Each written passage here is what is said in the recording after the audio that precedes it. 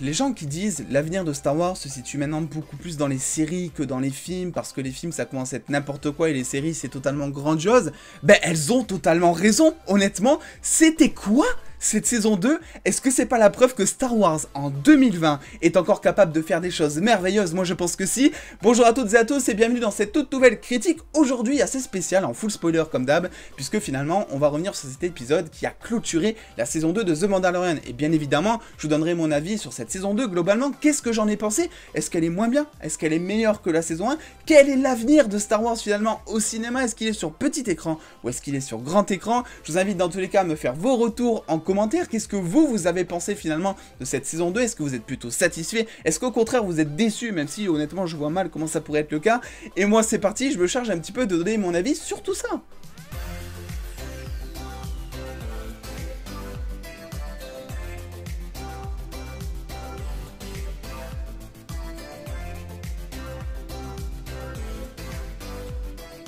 Déjà, ce qu'il faut dire, c'est que moi, je suis pas considéré, enfin en tout cas, je me considère pas comme fan de Star Wars, et pourtant, cet épisode, et même cette saison 2, globalement, m'a mis dans des états de distraction devant mon écran qui étaient quand même assez insane. J'ai pas pleuré de joie, j'ai pas beaucoup pleuré de tristesse en tout cas, mais je sais que certains fans, et tous les fans de Star Wars en général, quand ils vont voir cet épisode, ils devaient être tremblés comme ça devant leur écran, et je les comprends, mais alors totalement honnêtement. Il y a beaucoup de personnes qui disent, oui, de toute façon, les séries Star Wars, même pour d'autres séries Disney, c'est que du fanservice, mais en fait ce qu'il faut comprendre c'est que le fanservice pour, alors déjà moi je le vois pas du tout comme quelque chose de péjoratif, et le fanservice pour un univers iconique, intergénérationnel comme Star Wars, t'es forcément obligé d'en placer. Je veux dire, si tu veux conquérir encore le cœur des fans, si tu veux ramener des choses nouvelles, t'es obligé soit de recycler certaines choses du passé, soit de faire des références. Et on sait à quel point il y a des références dans The Mandalorian, et même encore plus que ça, puisque vous avez tous vu la fin de la saison 2, l'épisode 8, vous avez tous vu qui a débarqué, et je pense qu'on reviendra là-dessus, parce que moi j'ai un petit souci avec notamment cette séquence, mais je pense que voilà, rien de très grave, vous comprendrez de suite.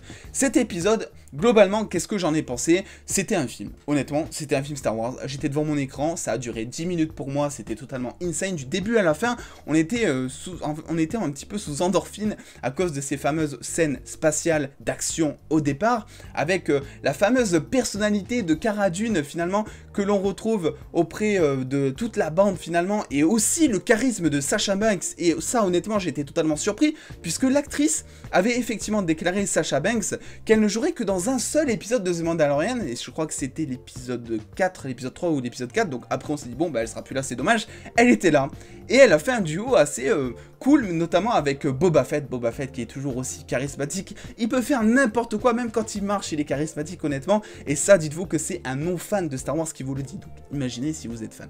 Bref, cet épisode, du début à la fin, nous emportait vraiment très loin dans la galaxie, c'est le cas de le dire, notamment avec des scènes d'invasion spatiale, je sais pas si on peut dire ça, mais en tout cas d'invasion, d'abordage en tout cas, et moi c'est un petit peu les choses que je préfère dans Star Wars finalement, à part les combats au sabre laser et toute la force et tout ce délire, c'est vrai que j'adore à partir du moment où tu t'infiles dans un vaisseau, j'adore comment ça rend, et là c'était quand même quelque chose d'épique, puisqu'on a eu notamment l'arrivée des Stormtroopers, enfin des Dark Troopers pardon, dont on parlait quasiment depuis le début de la saison, qui ont été teasés un petit peu à la fin, qui avaient l'air hyper badass honnêtement.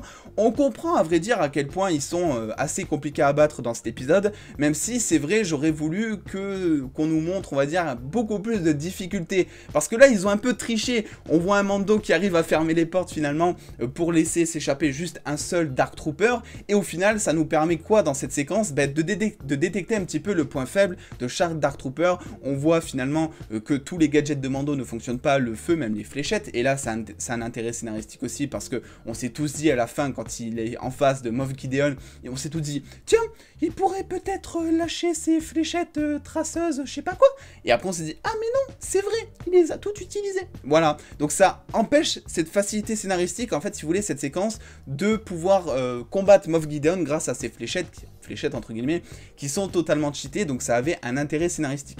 Concernant La réalisation de l'épisode, je veux dire que j'avais un peu peur, honnêtement, je pense comme beaucoup de monde, parce que la personne qui réalise, c'est Peyton Reed, et Peyton Reed est derrière les deux Ant-Man. Et Ant-Man, c'est vraiment pas les films que j'ai préférés du MCU, que ce soit même en termes de réalisation de mise en scène, c'est pas honnêtement ceux qui pètent trois pattes à un canard, honnêtement. Et je comprenais pas tellement l'intérêt de le mettre derrière ce projet, surtout un épisode final, parce que je me suis dit, voilà, l'épisode final, il doit en jeter, donc pourquoi Peyton Reed? Et au final, j'ai compris, c'est que Peyton Reed est vachement habitué dans ses films à mettre en scène, à filmer de manière à ce que tout l'ensemble finalement des personnages qui sont présents dans le plan puissent bien se coordonner. Si je prends par exemple Ant-Man et la Guêpe, même si c'est pas un film qui est très ouf on va dire, ben, en termes de chorégraphie de combat, ça fonctionne très bien entre les deux parce qu'il y a une symbiose qui est assez bien filmée. Et là dans cet épisode, une fois que j'ai commencé à le voir, une fois que j'ai compris que toutes les squads, qu'il y avait tout un groupe qui était monté, j'ai compris que en fait les talents de Peyton Reed étaient présents dans le sens où il a réussi à bien coordonner tous les mouvements de caméra entre eux, et ça c'était plutôt notable, j'ai envie de vous dire, parce que chaque personnage a son importance finalement dans cette fin de saison 2, notamment Bo-Katan, qui est tout simplement, mais alors, exceptionnel de mon côté je trouve. Ensuite, qu'est-ce qu'il faut dire? Ben, finalement, les scènes de combat étaient plutôt étaient plutôt épiques, on a des couleurs qui en jettent, je pense notamment à une certaine scène, je sais pas si je vous l'ai mis, je ne crois pas, mais à une certaine scène sur un pont avec des reflets rouges sur le casque notamment des Stormtroopers au début, c'était assez cool j'ai trouvé, et les Dark Troopers sont badass, mais honnêtement j'en attendais peut-être un peu plus. Alors c'est vrai, je dois dire que ils sont assez survolés et qu'ensuite il y a un certain Jedi, on en parlera après, qui débarque et qui les pète tout simplement en deux secondes justement. On a eu également la scène de Moff Gideon et Mando, une séquence que l'on attendait mais alors énormément depuis le début de la saison 1 honnêtement. C'était une séquence qui était plutôt cool parce que même si en termes de combat elle n'était pas on va dire forcément, en tout cas moi j'ai trouvé pas forcément très épique, c'est vrai que Moff Gideon est plutôt attachant dans cette scène, et d'ailleurs Giancarlo Esposito nous l'avait teasé, nous teasait finalement que son personnage serait beaucoup plus vu dans cette saison 2 comme plus un anti-héros qu'un vrai méchant. Alors j'ai clairement pas l'impression honnêtement de voir un anti-héros, pour moi c'est un méchant, mais par contre c'est vrai que on comprend un petit peu plus ses motivations je trouve, il est un peu attachant mine de rien, alors je sais pas ce que je lui trouve, mais moi je le trouve en tout cas un petit peu attachant, et on apprend surtout l'histoire du Darksaber, ou en tout cas une très fine partie, et ça fait toujours plaisir. J'ai vraiment hâte de voir d'ailleurs en saison 3 comment Bo-Katan va un petit peu prendre le Darksaber à Mando. Est-ce que ça va être Mando un petit peu le roi de Mandalore? C'est ça qui serait un petit peu chelou, parce que ça veut dire que si Mando bat Bo-Katan, en gros le sabre, enfin le Darksaber lui appartient, et donc légitimement il devient le roi de Mandalore. Enfin si j'ai bien compris c'est un peu ça. Donc ça serait totalement fou. J'aimerais quand même que Bo-Katan récupère le Darksaber honnêtement, mais pour ça il faut passer à travers une phase de combat assez mortelle, et avec Mando ça peut se révéler très compliqué. Niveau mise en scène et réalisation, des choses qui sont intéressantes dans cet épisode, parce que finalement, on a toute la séquence, vous savez, avec les Dark Troopers, c'est des séquences qui sont extrêmement longues. On reste vraiment dans le suspense, par exemple, je pense notamment au moment où ils défoncent la porte, ils mettent vraiment longtemps à actionner le bras pour faire, on va dire, l'effet bélier pour taper contre la porte, et toi t'attends, et du coup tu stresses, et tu ressens un petit peu le stress des personnages qui sont derrière la porte. Donc ça, j'ai trouvé que c'était plutôt bien réussi, même si c'est vrai, on peut dire d'un certain point de vue que ça peut créer des longueurs dans le rythme de l'épisode justement.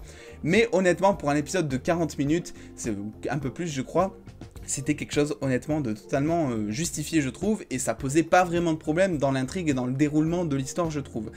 Ensuite, parlons, si vous le voulez bien, de cette fin, et on passera à Luke juste après, il n'y a aucun souci, il faut que je vous dise après un souci que j'ai avec ça justement.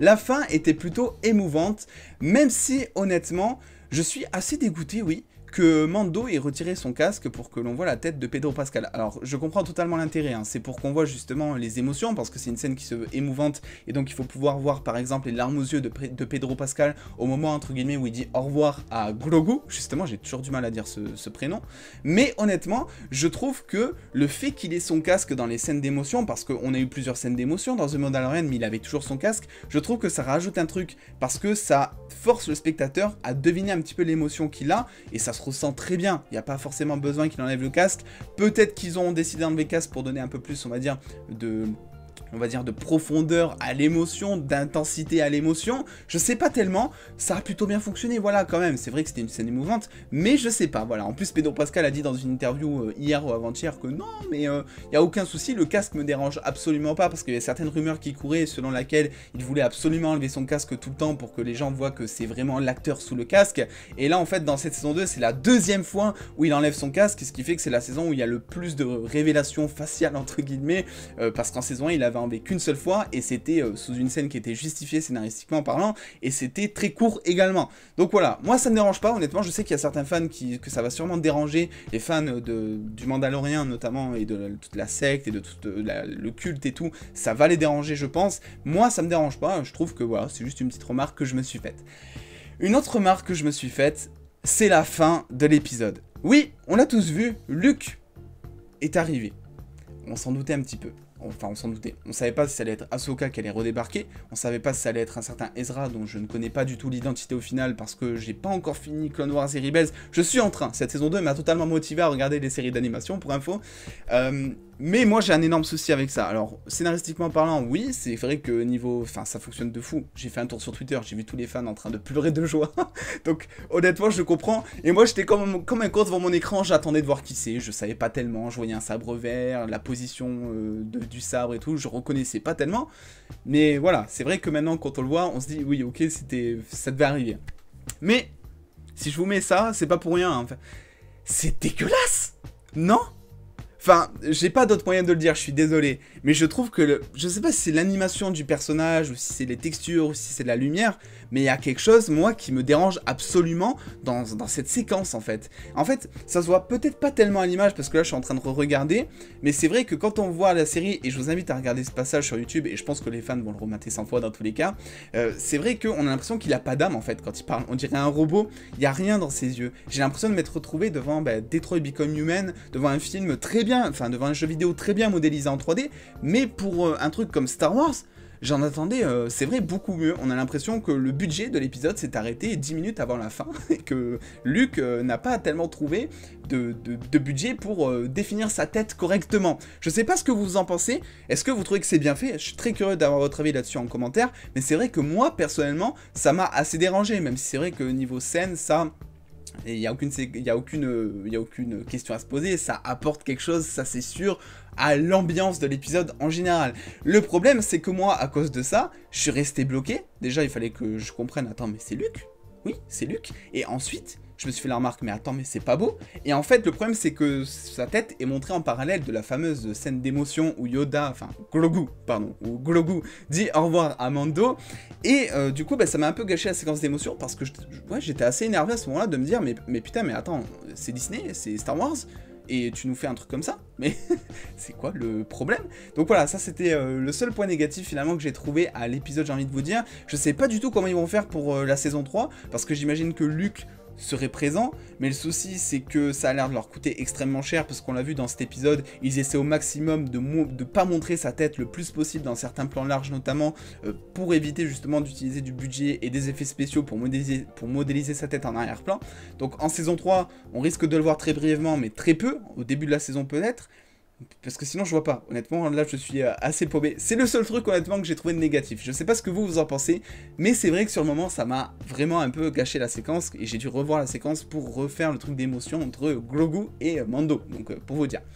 Concernant cette saison 2, voilà, je pense qu'on est tous unanimes pour dire qu'elle est beaucoup mieux que la saison 1. La saison 1 était déjà très bonne, il n'y a aucun souci, c'est juste que selon moi, la saison 1 était assez mal équilibrée. On avait beaucoup plus d'épisodes filler, donc des épisodes qui sont là pour combler le scénario. On avait des épisodes qui étaient aussi parfois beaucoup trop longs, où on se faisait chier devant.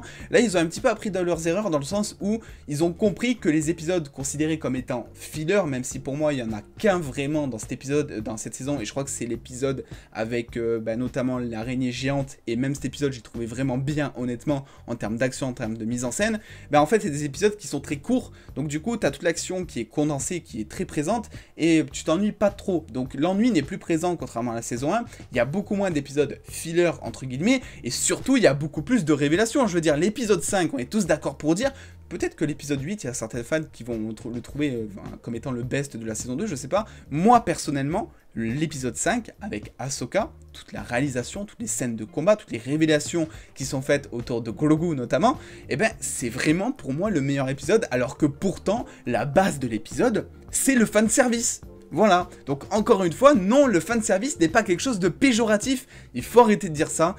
Alors c'est vrai, quand c'est très maltraité, ça peut être très contraignant, ça peut être très maladroit, mais dans cette saison 2, je pense que l'entièreté du fanservice était présent. C'est vrai, il était là quasiment à chaque épisode. On a eu du Boba Fett, on a eu du Ahsoka, on a eu du Luke Skywalker, bordel de merde. Enfin, on a du fanservice, mais c'est nécessaire à l'intrigue, et notamment aux prochaines intrigues, parce que, vous le savez très bien finalement, il va y avoir énormément de séries, et si vous avez vu la scène post-générique de l'épisode 8, vous savez qu'il y a une nouvelle série encore qui va sortir en décembre 2021, donc The Book of Boba Fett. Je sais pas trop comment ça va se comporter, parce que finalement en 2021, en même temps, on est censé avoir The Mandalorian saison 3 qui sortira en décembre 2021, et Boba Fett en décembre 2021. Je sais pas tellement comment ils vont réussir à agencer tout ça, mais voilà, je demande qu'à voir. En tout cas, il y a une chose qui est sûre, c'est que je vais vous faire une petite conclusion très transparente et très sincère sur tout ce que j'ai vu. J'étais vraiment pas fan avant de Star Wars. J'ai vu pourtant tous les films, vraiment j'ai essayé d'être fan de Star Wars, mais j'y suis jamais arrivé. Et là, grâce à cette saison, et je vous dis ça, je suis ému, c'est fou, grâce à cette saison, je réussis à apprécier correctement Star Wars, et pour le coup, c'est que pour que moi je me décide à regarder The Clone Wars, qui est une série d'animation, je déteste les séries d'animation, et pour que j'arrive même à apprécier The Clone Wars, et ben franchement, c'est qu'ils ont réussi, Disney. Ils ont réussi. Voilà, j'ai rien d'autre à ajouter. Il y a peut-être d'ici quelques mois, une fois que j'aurai fini Clone Wars et Rebels, il y aura peut-être un nouveau fan de Star Wars qui naîtra sur la chaîne, si ça c'est pas beau. Enfin bref, voilà. Je sais pas du tout cette critique, comment vous la trouverez, parce qu'honnêtement, c'était tellement le bordel dans ma tête, je savais pas tellement quoi dire. Mais en tout cas, ce qui est sûr, c'est que cette saison m'a touché, en termes d'émotion, en termes aussi de fanservice, en termes de plein de choses. Et je trouve que ils font vraiment du très lourd et il faut vraiment pas qu'ils s'arrêtent là, et j'ai même peur que les prochains films qui sortent soient limite en dessous, soit au niveau qualitatif en dessous par rapport à ce qu'on nous propose avec The Mandalorian. J'espère que toutes les séries Star Wars seront de cette qualité, parce que honnêtement je pense que tout le monde sera assez unanime pour dire, franchement s'il y a un mec dans le monde qui dit que cette saison 2 c'est de la grosse merde, c'est vraiment de la pure mauvaise foi. C'est impossible, tu peux pas dire, tu peux être nuancé, tu peux dire que t'as des trucs que t'as pas aimé et tout, mais tu peux pas dire que c'est de la merde. Honnêtement c'est pas possible. Bref, j'arrête d'épiloguer, cette vidéo va être beaucoup trop longue. Je vous invite comme d'habitude à me donner un petit peu votre avis en commentaire. Est-ce que vous faites comme moi? Est-ce que vous kiffez votre race devant cette saison 2 de The Mandalorian? On se retrouve du coup très vite. Je vais essayer de vous dénicher un maximum d'informations sur cette saison 3 et pourquoi pas aussi des théories, donc restez actifs sur la chaîne. Et en attendant, vous avez ici les réseaux sociaux pour me suivre. Vous trouverez dessus des news en exclusivité et en avance sur Star Wars, mais sur énormément de choses et tout, vous le savez. Et en attendant les dos, à très vite. Comme d'habitude, prenez soin de vous, faites-vous bien kiffer. Des bisous les dos.